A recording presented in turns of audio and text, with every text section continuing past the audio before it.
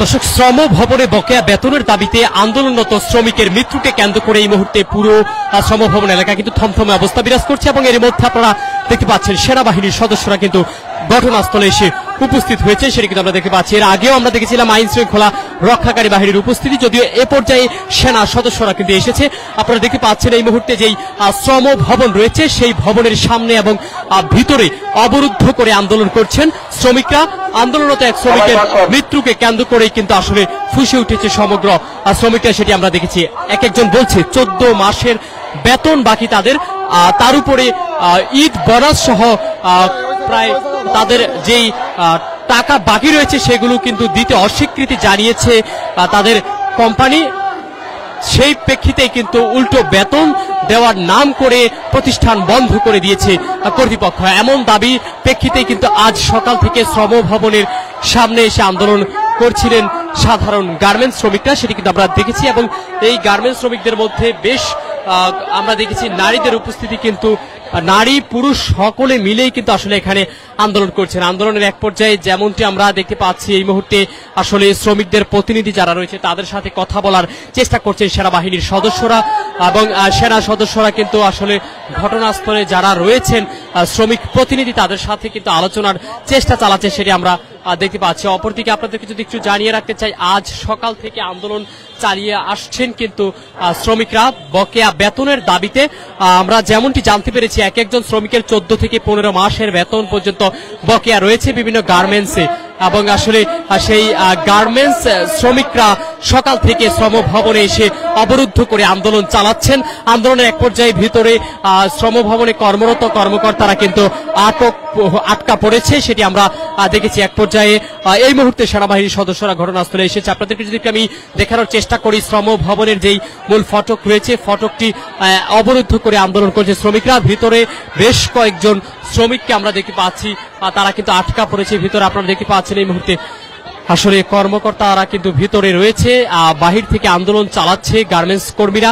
তাদের যেই বেতন রয়েছে বকেয়া সেটির দাবি জানিয়ে কিন্তু আজ সকাল থেকে শ্রম ভবনে তারা অবরুদ্ধ করে আন্দোলন করছেন এবং তাদের মধ্য থেকে একজন শ্রমিক কিন্তু মৃত্যুবরণ করেছে এমনটা তারা বলছেন। কিভাবে মারা গেছে? মারা গেছে শ্রমিক হঠাৎ করে হিসাব করে আবার পানি নেই খাওয়ার জন্য, পানি দিতে পারে রাতে দিলে থাকতেছে। 5 দিন ধরে আন্দোলন 5 দিন ধরে চলতেছে। আমরা এই জায়গায় মশার কামড় খাই, আমরা এই জায়গায় রোদে পুড়ি, আর প্রশাসনের লোকেরা উপরে বসে এসির মধ্যে বসে থাকে, আমাদের কোনো খোঁজ খবর রাখে না। আমাদের লোক মারা গেছে, আমরা 3 মাসের বেতন চাই, আমরা ছুটি টাকা চাই, আমরা বোনাস পাই। দর্শক শুনছিলেন কিন্তু আসলে যারা এখানে অবরুদ্ধ করে আন্দোলন করছেন তারা যেমনটি আমাদেরকে জানাচ্ছেন বকেয়া বেতন এবং ঈদ বোনাসের দাবি জানিয়ে সকাল থেকে আন্দোলন চালাচ্ছেন এবং বেশ কয়েকদিন ধরে কিন্তু তাদের এই আন্দোলন চলমান রয়েছে শ্রম ভবনের সামনে, সেটা কিন্তু আমরা দেখেছি। তবে এই মুহূর্তে আজকে যেহেতু তাদের এক সহকর্মী গার্মেন্টস শ্রমিক মৃত্যুবরণ করেছে, তার মৃত্যুকে কেন্দ্র করে কিন্তু আসলে আন্দোলন আরো জোরদার করেছে, সেটি আমরা দেখেছি। আপনারা দেখতে পাচ্ছেন ঘটনাস্থলে সেনাবাহিনীর সদস্যরা কিন্তু আসলে এই মুহূর্তে রয়েছে। আমরা যেমনটি দেখতে পাচ্ছি সেনা সদস্যরা আসলে এখানে এসে উপস্থিত হয়েছেন। আপনাদেরকে আমি দেখানোর চেষ্টা করছি সরাসরি।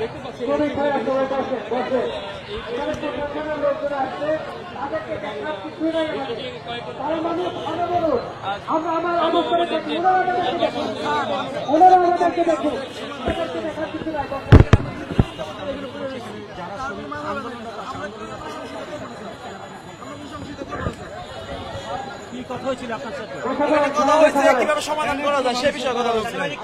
সেনাবাহিনী বলছে কোনো ঝামেলা জানি না হয়, সমাধান করেছে না না সমাধান করেনি, সমাধান করার চেষ্টা করছে। ওনারা বলছে যে আমরা যেন কোনো শৃঙ্খলা বা এমন খারাপ কোনো কিছু যেন না করি, যে একজন ব্যক্তি মারা গেছে ওনাকে যেন আমরা ভালো মতনের জন্য আনা হয় বা ওনারা কেমনে সমস্যার সমাধান করা যায় আমাদের দাবির জন্য ওনারা আসছে। ওনারা বলছে যে ওনাদের তরফ থেকে কথা বললে বা সমস্যার সমাধান করার চেষ্টা করে দিচ্ছে। এখন পর্যন্ত আমাদেরকে ওরকম সিউরিটি কোনো কিছু দিতে পারেননি যে আমাদের আসলে সমস্যার সমাধানটা কতক্ষণে হবে বা হবে না, এই জিনিসটা ওনারা সেনাবাহিনী দিতে পারে নাই, পুলিশ প্রশাসনে দিতে পারে নাই, সমভবনে যারা আছেন কর্মজীবিত তারাও দিতে পারেন নাই। অর্থাৎ না সেটা বিষয়ে সেনাবাহিনী বলছে আমরা যেন উচ্ছৃঙ্খলা যেন না করি। মৃত্যু শ্রমিক নিয়ে যেন আমরা যদি আনি তাহলে আমরা যেন খারাপ অকারেন্স এটা যেন কোনো কিছু যেন না করি বা ভাঙচুর যানবাহন মানুষদের উপরে যেন এই টাইপের যেন আমরা যেন আক্ষেপে যেন না জড়াইয়া পড়ি, আমরা যেন শান্তি সুষ্ঠুভাবে যেন থাকি। ওনাদের তরফ থেকে আমাদেরকে যতটুকু সহযোগিতার প্রয়োজন ওনারা আমাদেরকে করবেন, আমাদেরকে একটু আশ্বাস করছে। আচ্ছা দর্শক শুনছিলেন কিন্তু আসলে এই মুহূর্তে আমরা যেমনটা দেখতে পাচ্ছি সেনা সদস্যরা তাদের ঊর্ধ্বতন কর্মকর্তা কিন্তু আসলে যেই শ্রম প্রতিনিধি যারা রয়েছে শ্রমিকদের সাথে কিন্তু আলোচনার চেষ্টা চালাচ্ছেন এই বিষয়টি সমাধানের জন্য। আপনারা দেখতে পাচ্ছেন এই মুহূর্তে তারা তো আমাদের নিয়ে মিটিং করছে, তো তারা যেহেতু ডেটটা মিস হয়েছে তারা তো অবশ্যই দিতে পারতো। তারপর আমরা আছি যে স্যার আপনারা আমাদেরকে শিখাইছেন, আমরা ওইভাবে কাজ করি, আপনারা লিখিতভাবে লেখেন, আমরা সবাই সিগনেচার করে আপনারা পাঠাই দেন। কারণ আমাদের তো কোনো মাধ্যম নেই, আমরা তো সবাই শ্রমিক, আমাদের কোনো মাধ্যম আছে? তারা স্যার এটা ফোনে অনেক কিছু করতে পারে, কারণ তারা ওই রিস্ক নেবে না। তারা বলে যে আমরা এই বিষয়ে ডাইরেক্ট ভাবে পরে বললাম যে আপনারা তাহলে ব্যর্থ, হ্যাঁ আমরা ব্যর্থ। তো স্যার আমরা কোথায় যাবো?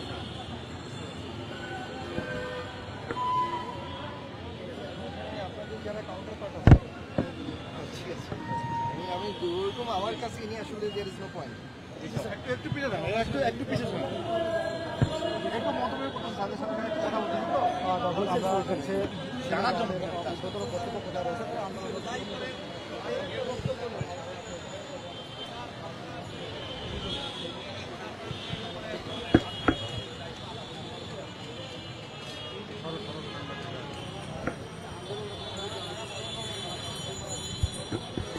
দর্শক দেখতে পাচ্ছেন আসলে যেই সেনা সদস্যরা তাদের ঊর্ধ্বতন কর্মকর্তা যারা রয়েছে এখানে, যাতে করে শ্রমিকরা কোনো প্রকার সহিংসতা না করে, কোনো প্রকার যাতে করে তারা আক্রমণাত্মক আন্দোলন না করে সে বিষয়ে কিন্তু আসলে তাদেরকে বোঝানোর চেষ্টা করছে, সেটা কিন্তু আমরা দেখেছি। আরেকটি বিষয় আপনাদেরকে আমি জানিয়ে রাখতে চাই, পুলিশের সদস্যরা কিন্তু এখানে রয়েছে এবং অপরদিকে আন্দোলনকারীরা তাদের অবস্থানে এখনো শক্ত অবস্থানে রয়েছে। তারা কিন্তু বলছে যতক্ষণ পর্যন্ত তাদের দাবি আদায় না হবে ততক্ষণ পর্যন্ত তারা তাদের এই আন্দোলন চালিয়ে যাবেন। এই আন্দোলন চালিয়ে যাওয়ার ঘোষণা কিন্তু দিচ্ছেন আসলে আমরা সেটা কিন্তু দেখতে পেয়েছি শ্রম ভবনের সামনে থেকে আপনাদেরকে দেখানোর চেষ্টা করছি সরাসরি।